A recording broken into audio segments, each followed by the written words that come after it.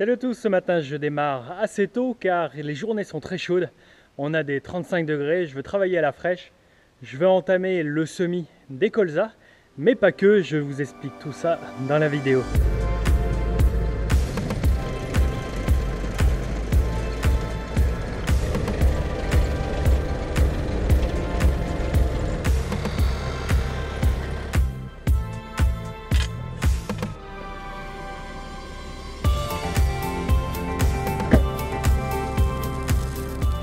C'est pas du colza, donc c'est de la févrole que je vais semer quelques heures avant le colza.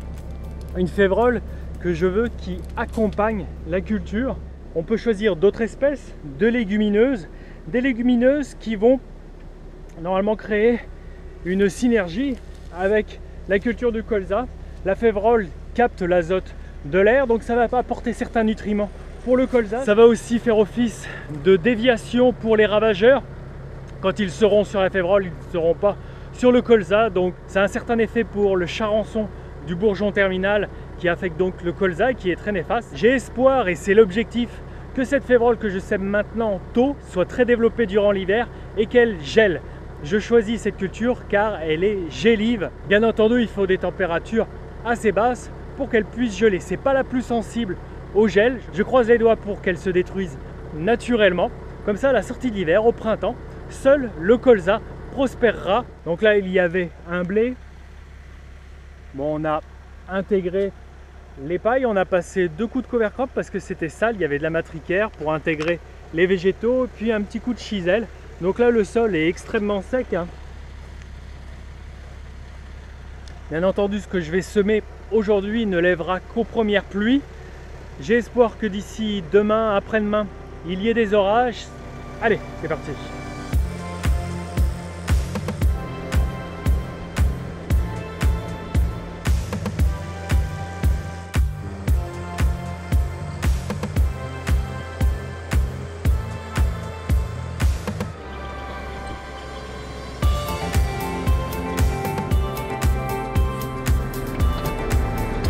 Et voilà, champ terminé.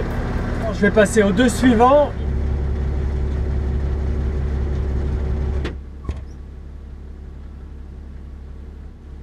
Et pour info, je mets donc à peu près 70 kg par hectare de févrole. Donc c'est pas loin de 2 fois moins que si je cultivais la févrole en plein. Donc ça représente à peu près 14-15 graines au mètre carré de févrole qui accompagneront à peu près 50-60 graines de colza selon les parcelles. Il y a aussi un autre effet de mettre la févrole et de mettre une plante compagne avec le colza, c'est que ça va occuper la place des plantes qui sont indésirables, les adventices. La févrole, une fois présente, couvrante, ce sont des géraniums, des vulpins moins présents. Il y en aura, il faudra certainement que je surveille la flore adventice, mais moins. C'est un des objectifs, entre autres.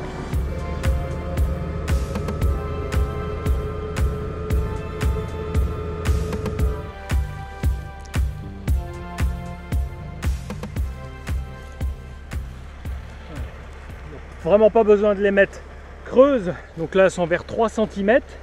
Et vous l'avez compris, donc je ne sème pas le colza en même temps. J'ai qu'une caisse et les 2 plantes ne se sèment pas du tout au même peuplement par mètre carré. Et puis elles n'ont pas du tout le même calibrage, pas du tout la même taille. Pour 1000 graines, une févrole va peser 500 grammes. Et pour un colza, ça n'a rien à voir.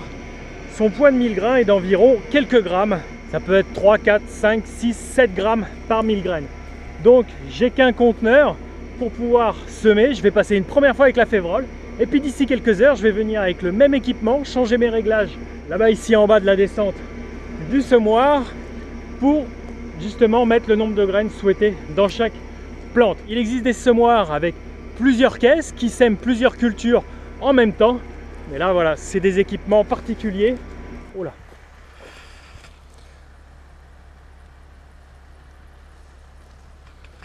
Là, ça demande de s'arrêter.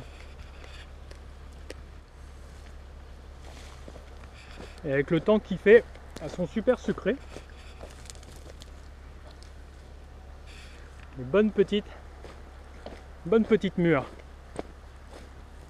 Bon, faut pas les prendre trop bas au sol car le risque c'est que les animaux urinent dessus comme le renard et ça transmet des maladies très très graves pour nous.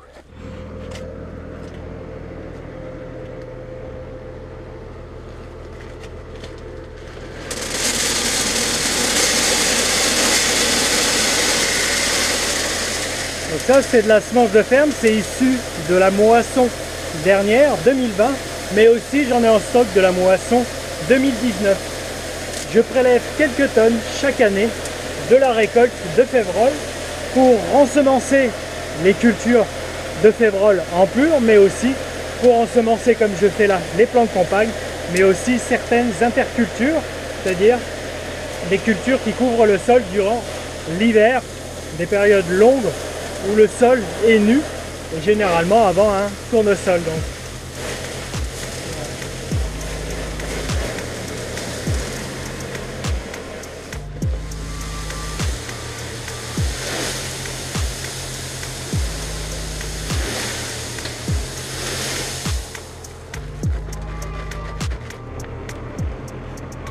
Et voilà, ça va me permettre de terminer mes quelques hectares que je veux faire comme ça. Et ensuite je passerai au semis du colza. Avantage de cette févrole qui va accompagner le colza, c'est que je vais diminuer ma dose d'engrais minéral que j'apporte pour couvrir les besoins du colza. Habituellement j'apporte 150, 160, 170 kg d'azote par hectare sous forme minérale, soit liquide, soit solide. Et le fait qu'il y ait de la févrole, elle apporte aussi de l'azote, mais organique du coup. Donc c'est à peu près une trentaine de kilos sur les 150, 170 que je n'ai pas à apporter. Donc ça va me faire une économie d'intrants. Les intrants, ce sont les semences, les engrais, les produits phytosanitaires, désherbants, fongicides, insecticides. Ça sera ça de moins. Et j'ai espoir qu'aussi au niveau donc insecticide, la févrole fasse diversion, comme je vous disais. Je mets cette espèce car elle me coûte peu cher, car je la produis sur la ferme. D'autres légumineuses, il faudrait que je les achète. Et j'aurai un coût de semences, parce que là ça représente quand même un coût. J'aurai un coût plus élevé à acheter d'autres légumineuses. Là je suis à peu près en semences à 13 € de matière, 13 € de graines que je mets par hectare. Si je devais acheter les légumineuses, ce serait plusieurs dizaines d'euros. Donc ça peut aller très vite. Ça a des avantages, mais c'est coûteux. D'autant plus que je passe un passage de semoir en plus. Et je consomme à peu près 5 litres de fuel par hectare. Plus le coût du tracteur qu'il faut intégrer. Donc cette plante de campagne, elle a pas mal de bénéfices, mais aussi des inconvénients et des coûts.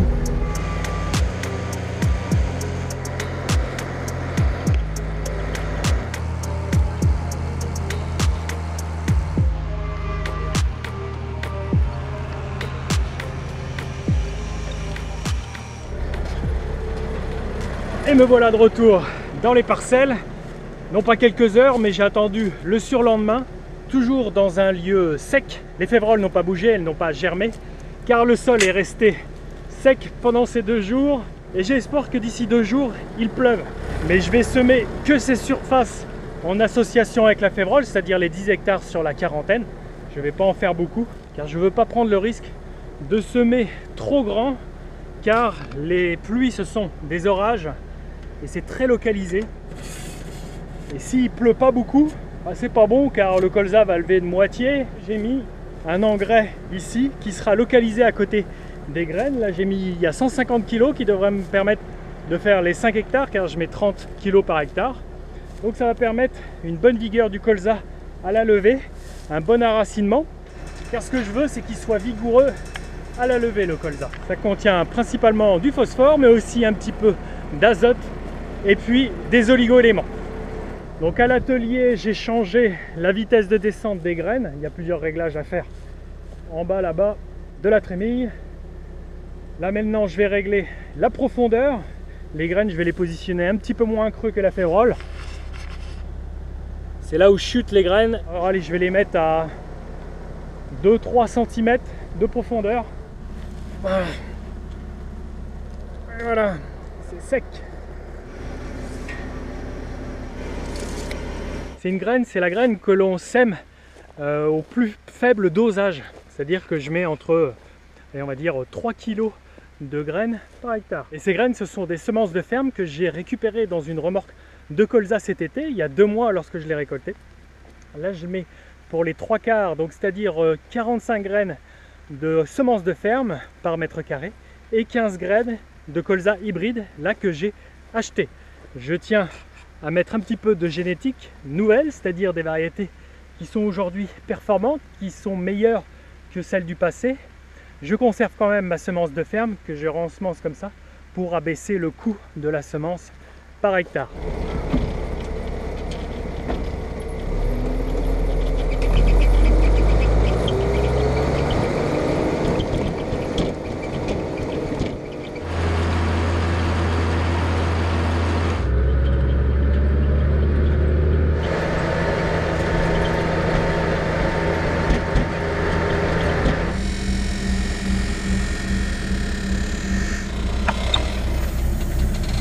Ça couine un peu, pourtant j'ai tout graissé.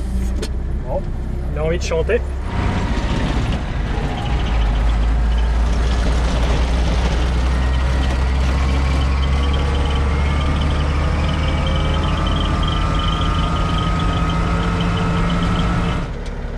Allez, dans ce dernier champ de 3 hectares, je vais prendre une vitesse de plus, car il est bien plane. Je l'ai bien préparé, les autres étaient par endroits un petit peu chaotiques. Là, je vais me mettre en 4e rapide au lieu de 4e lente. On va voir à combien on est.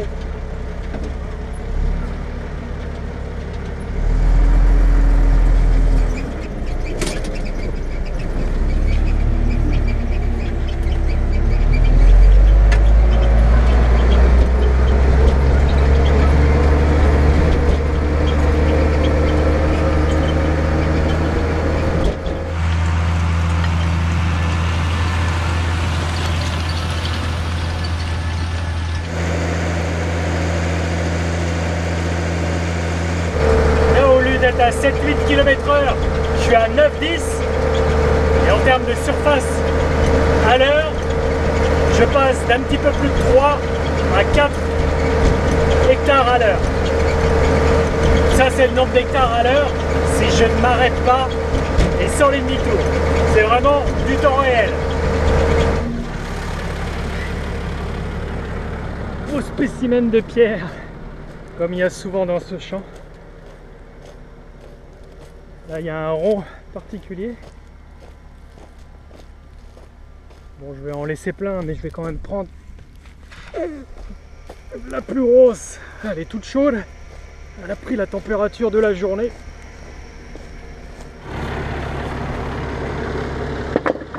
Ouais. Avec les copines.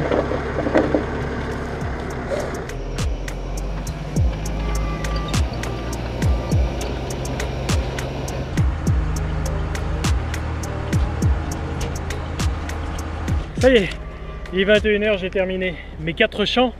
Ça fait 10 hectares de faies donc du colza associé avec févrole.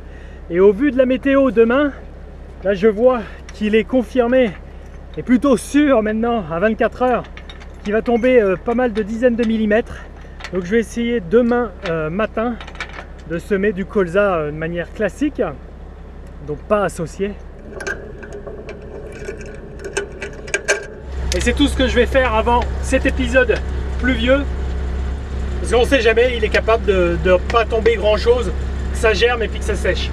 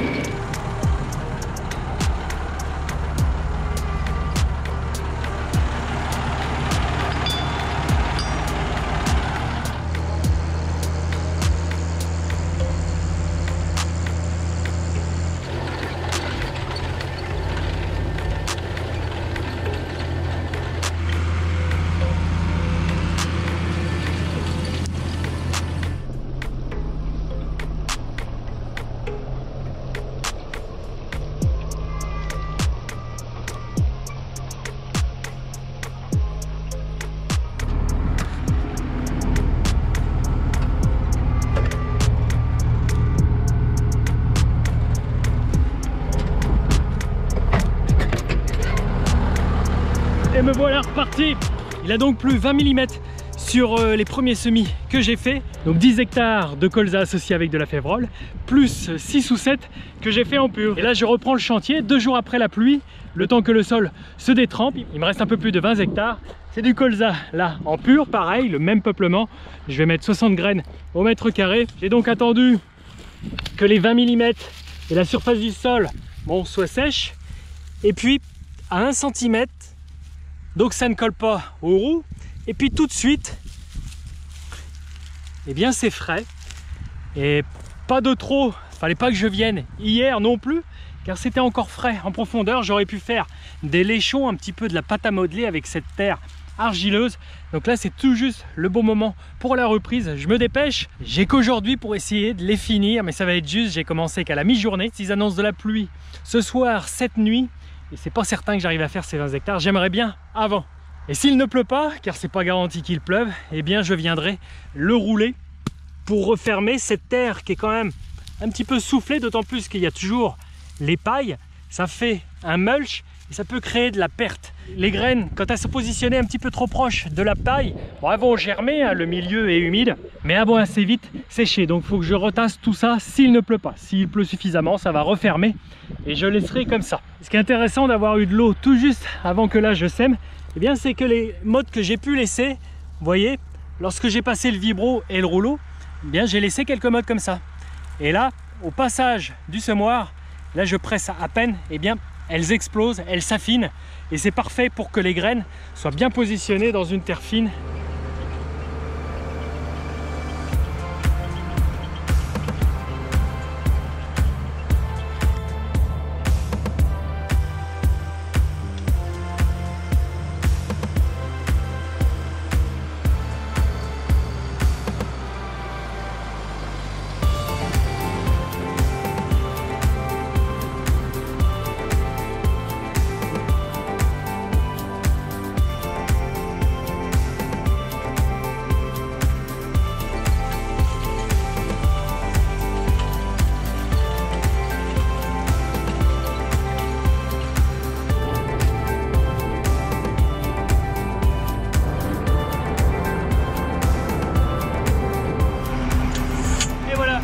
Au soir, minuit, j'ai pu terminer la parcelle de 22 hectares.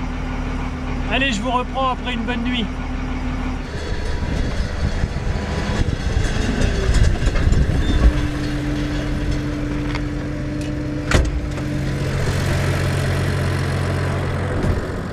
Et voilà, donc je suis en train de rouler la surface que j'ai fait hier soir. Il a plu 1 ou 2 mm. C'est pas suffisant pour pouvoir refermer le sol, donc je le fais avec le rouleau. Je retasse tout ça, je crée un contact terre-graine efficace. Ça va renfermer aussi la fraîcheur, comme je vous disais. Elle est tout juste ici, à 1 cm. Là, les graines, elles sont dans ce secteur-là aussi. J'espère tout de même qu'il y a un petit orage qui tombe là-dessus. Ça fera pas de mal. Ce sont des argiles. Le sol ne va pas se fermer ni faire une croûte de battance. Dans les autres terrains que j'ai semés avant les 20 mm, ce sont des terrains plus limoneux. Donc il s'est déjà refermé de lui-même, je ne vais pas passer les rouleaux. Là-bas au contraire, le risque c'est que le sol fasse une croûte de battance, quelque chose de raide que la graine ne pourra pas traverser. Voilà, j'ai pu remplir mes objectifs, semer environ donc 39 hectares avec un petit peu de colza en association et du colza ici en pur. Je vous raconterai la suite et l'histoire de la culture dans les prochaines vidéos. Je vous dis à mardi prochain, 7h30. Ciao!